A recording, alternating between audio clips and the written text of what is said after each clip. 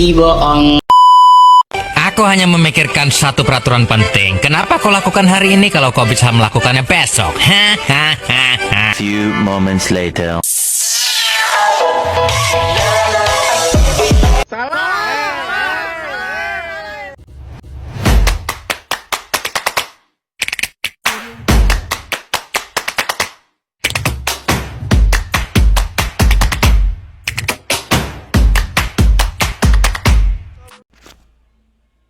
Assalamualaikum warahmatullahi wabarakatuh.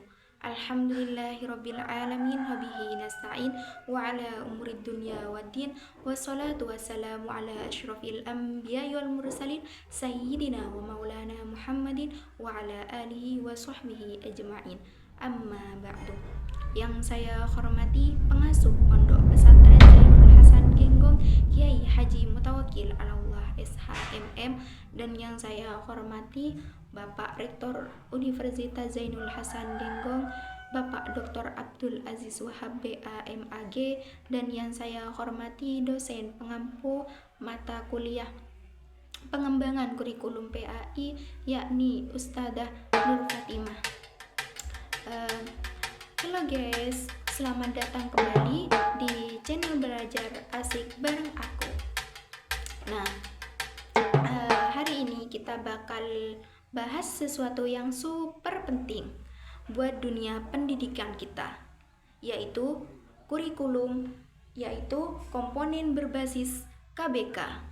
Nah, atau disingkat dengan kurikulum berbasis kompetensi. Nah, kalau kamu pernah dengar istilah ini tapi masih bingung maksudnya apa, santai aja. Di video ini kita bakal kupas tuntas tapi dengan cara yang ringan dan mudah. Yuk langsung kepoin aja. Nah, yang pertama kita di sini akan membahas tentang pengertian kurikulum KBK. Jadi gini teman-teman, kurikulum berbasis kompetensi itu adalah kurikulum yang fokusnya bukan cuma bikin kamu pinter teori aja, tapi juga bisa ngelakuin sesuatu dari ilmu yang kamu pelajari. Kurikulum ini gak cuman ngajarin rumus, definisi, atau hafalan, tapi ngajarin gimana caranya kamu bisa pakai pengetahuan itu dalam kehidupan sehari-hari.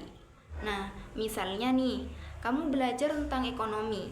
Nah, di situ kamu bukan cuma tahu arti inflasi, tapi kamu juga bisa jelasin kenapa harga cabai itu naik dan gimana cara ngatasinya.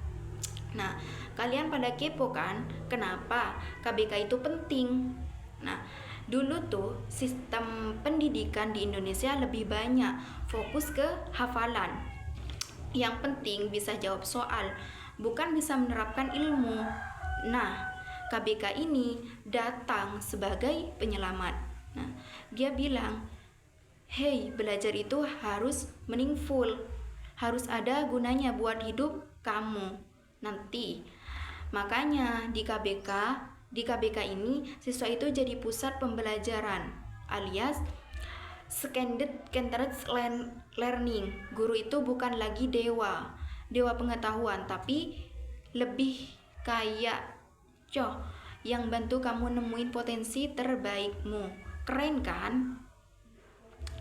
Nah, selanjutnya kita akan membahas komponen-komponen kurikulum KBK. Nah, terus apa aja sih isi dari KBK ini? Kalian kepo kan?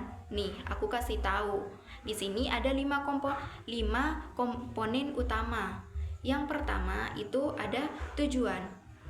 Nah, ini adalah kemampuan yang harus kamu kuasai. Ada kompetensi inti, kompetensi dasar, terus indikator pencapaian. Intinya ini kayak roadmap belajar kamu gitu. Terus yang kedua itu ada apa? Yaitu ada materi pembelajaran. Bukan cuma teori doang ya, tapi juga pengamalan belajar yang nyambung ke dunia nyata. Misalnya belajar lewat matematika, lewat jual beli di kantin. Terus yang ketiga itu ada strategi pembelajaran. Nah,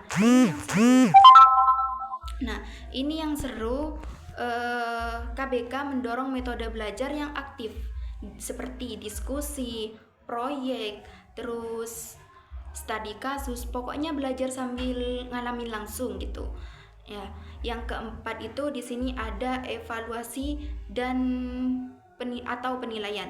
Jangan pikir ujian cuma nulis jawaban di kertas aja. Nah, di KBK, BK itu penilaiannya bisa lewat proyek, portofolio, atau unjuk kerja. Nah, kamu dinilai dari apa yang bisa kamu lakukan, bukan cuma dinilai dari angka. Nah, yang kelima itu di sini ada pengelolaan. Sekolah dikasih kebebasan buat nyesuaiin kurikulumnya sama kebutuhan daerah, karakter siswanya. Jadi bisa lebih fleksibel dan relevan.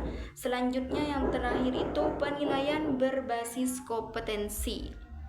Nah, kalau ngomongin KBK gak bisa lepas nih dari yang namanya penilaian berbasis kompetensi.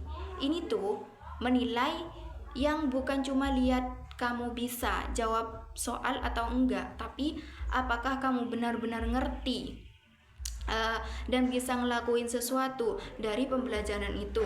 Contohnya gini, kamu belajar tentang pidato.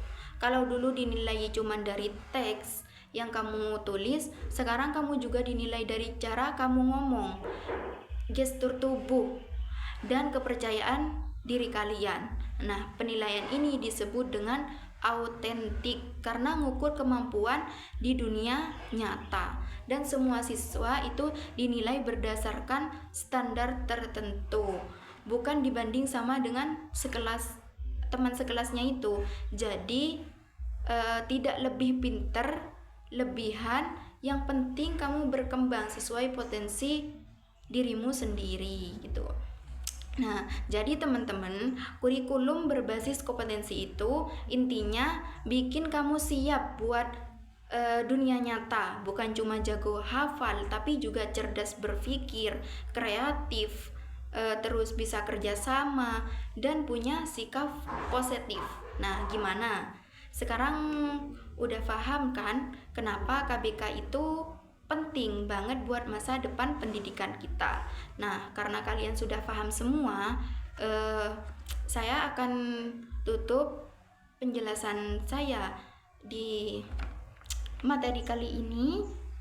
Kurang lebihnya mohon maaf. Wassalamualaikum warahmatullahi wabarakatuh. Sampai jumpa di video selanjutnya. See you next time.